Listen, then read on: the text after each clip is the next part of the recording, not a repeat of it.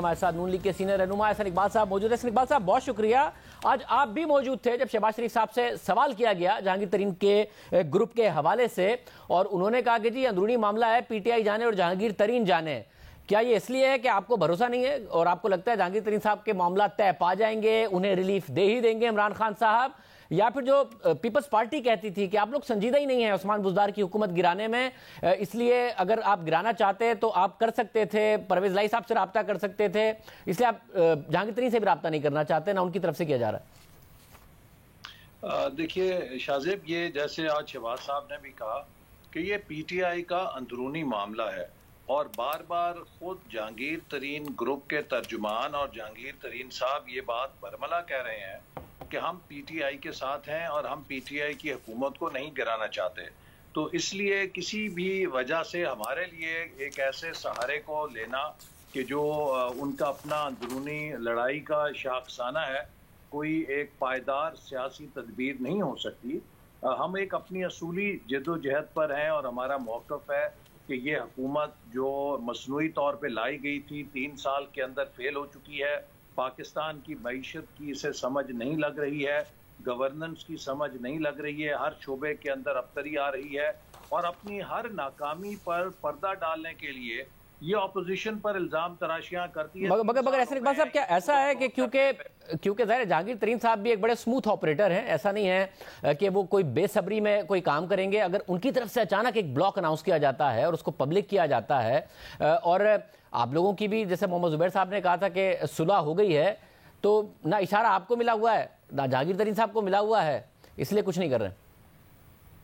देखिए, हमारी जो सियासत है वो बड़ी वाज़ेह है और मैं समझता हूं कि मुस्लिम लीग नून ने इसकी बड़ी कीमत अदा की है कि हम चाहते हैं कि अब पाकिस्तान से इशारों किनाइयों की सियासत का दौर ख़त्म होना चाहिए। पाकिस्तान को आइन के मुताबिक और अवाम की मंशा और उमंगों के मुताबिक चलाना चाहिए। हमारा भी शुमार दुनिया के अंदर एक रिस्पॉन्सिबल डेमोक्रेसी के तौर पे होना चाहिए और ये अब सारा खेल जो खेला गया था अपने मंतकी अंजाम की तरफ बढ़ रहा है। ये मुल्क चलना है, इस मुल्क ने इंशाल्लाह कायम रहना है, ये एक एटमी ताकत है। ये इस तरह के गैर संजीदा खेल की ज्यादा मुतहम्मल नहीं हो सकती और ये जो तजादात हैं ये अब आपके सामने आ रहे हैं। मगर इकबाल साहब, जो मजबूती, मगर आपको फील कैसा होता है कि जो मजबूती कमजोरी इस वक्त हुकूमत में है वो या तो उनकी कारकर्दगी की वजह से है या फिर जहांगीर तरीन साहब का चंद लोगों का एक ब्लॉक, एक ग्रुप, उसने हुकूमत को ज्यादा परेशान कर दिया है बनिस्बत जो आपका 11 जमातों का इत्तेहाद था जो सड़कों पर था, उसके लिए तो हुकूमत जवाब दिया करती थी, आप लोगों के खिलाफ प्रेस कॉन्फ्रेंस करती थी, कोई मिलने को की बात नहीं थी। यहाँ तो वजीर आजम इनके ग्रुप से वहां मिल रहे हैं, कल चीफ मिनिस्टर मिलेंगे, वजीर आला ने कहा कि जी मैं रोज MPS से मिला करूंगा। इनके तहफुजात को एड्रेस करने के लिए तो हुकूमत की दौड़ें लगी हुई हैं, आप लोगों को तो लिफ्ट ही नहीं कराती थी हुकूमत।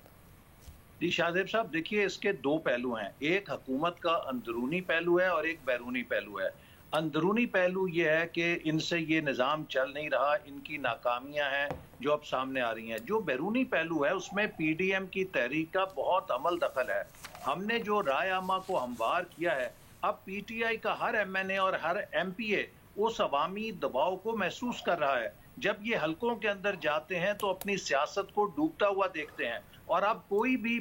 PTI का जो MNA MPA है वो PTI के साथ पब्लिकली खुद को आइडेंटिफाई करने में झिझक रहा है, शर्मा रहा है। उनको नजर आ रहा है कि अगले इलेक्शन में ये सियासी जहन्नम का टिकट होगा और उनके लिए शिकस्त होगी, जमानत जब्त होगी। लिहाजा वो अवामी दबाव भी लोगों को इस बात पर मजबूर कर रहा है कि वो खुद को इस नाकाम हुकूमत या इस हुकूमत की नाकामियों से अलहदा करते हुए नजर आए। मतलब अगर ऐसे बस अब क्योंकि जहांगीर तरीन साहब के साथ इलेक्टेबल्स हैं और इलेक्टेबल ज़ाहिर है देखते हैं कि मुस्तकबिल में उन्हें टिकट कहाँ का लेना है और उसी हवा के तहत चलते हैं। अब जहांगीर तरीन साहब तो खुद नहीं इलेक्ट हो सकते तो वो उन्हें क्या नवाजेंगे, मगर अगर वो एक ब्लॉक की सूरत में होंगे तो क्या नून लीग भी ये नजर रखे हुए कि अभी तो हुकूमत गिराने में आपका भी इंटरेस्ट नहीं है, मगर जब इलेक्शन करीब आते हैं तो इस पूरे ब्लॉक में जो इलेक्टेबल्स हैं उन्हें अपने साथ शामिल कर लिया जाए, इस तरफ आपकी नजर होगी? देखिए, पिछले 3 सालों में खास तौर पे जो अवामी शऊर है उसने मेरे नज़दीक 30 साल का सफ़र तय किया है और आप शाहजेब हैरान होंगे कि अगले इलेक्शन जिनको मुख्तलिफ इलेक्टेबल्स अपने हलकों को जेब में तस्वुर करते थे, बड़े बड़े बुर्ज उलट जाएंगे चूंकि अवाम का शऊर बेदार हो गया है। नौजवानों में शऊर आ चुका है, सोशल मीडिया ने बहुत आगाही तो लोगों को दे दी है। तो सिंध के अंदर और साउथ पंजाब के अंदर जहां पर समझा जाता था इलेक्टेबल्स की सिक्योर सीटें हैं, वहां पे आपको बड़ी बड़ी तब्दीलियां नजर आएंगी और हम अवाम की उमंगों के साथ इंशाल्लाह चलेंगे। हम उस पुरानी सियासत को कि ये लोग जो जब चाहे परिंदों की तरह उड़कर एक नई मंजिल में चले जाएं, जब चाहे अपनी वफादारियां तब्दील कर लें, जब चाहे किसी को बना दें, जब चाहे किसी को गिरा दें, इस सियासत से निकलकर हमें सियासत को मुस्तकिल असूलों पर और अवाम की उमंगों के साथ जोड़ना है। मतलब ये अहम बात है, यानी आप अभी भी राब्ता नहीं कर रहे इनसे हुकूमत गिराने के लिए, और आप कह रहे हैं मुस्तकबिल में भी कि ये इलेक्टेबल्स का एक ब्लॉक हो आपके पास आ जाए, इसकी मुस्तकबिल में भी आप किसी कोशिश का इरादा नहीं रखते हैं। जो आपके लोग हैं जो आपके साथ इस मुश्किल वक्त में खड़े रहे हैं, उन्हीं के साथ आप इलेक्शन में जाएंगे, बजाय इसके कि जहांगीर तरीन साहब के ब्लॉक को शामिल करने की कोशिश करेंगे इलेक्शन जीतने के लिए। हमारी यकीनन बैसियत सेक्रेटरी जनरल मैं कह सकता हूं, अपनी क़यादत को देखते हुए हमारी अव्वलीन तरजीह ये होगी कि जहां पर हमें अपना मुखलिस नजरियाती और एक जीता हुआ कारकुन मिलेगा, हम उसको तरजीह देंगे इलेक्शन लड़ने के लिए, बजाय ये कि हम किसी घिसे पटे इलेक्टेबल को दोबारा लेने पर मजबूर हों। अच्छा, रिकॉर्ड पर आ गई आपकी ये बात, आइंदा देखते हैं कि होगा क्या, क्योंकि ज़ाहिर है जो तारीख है सियासी उसमें तो नवाज शरीफ साहब ने भी बहुत सारे लोगों को वापस लिया, मुशर्रफ साहब पे तकरीर करते थे उनके लोगों को वापस लिया, आपकी ये बात रिकॉर्ड पर है। मगर साथ में बताएगा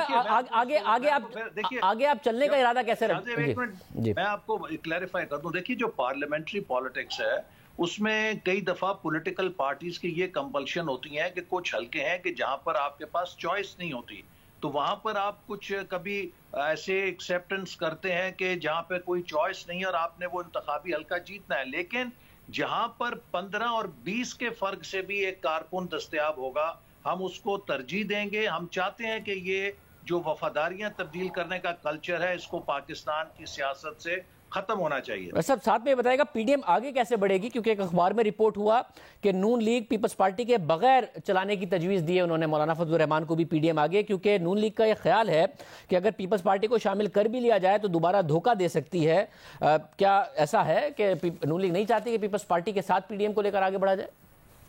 जी, 29 तारीख को पीडीएम का सरबराही इजलास है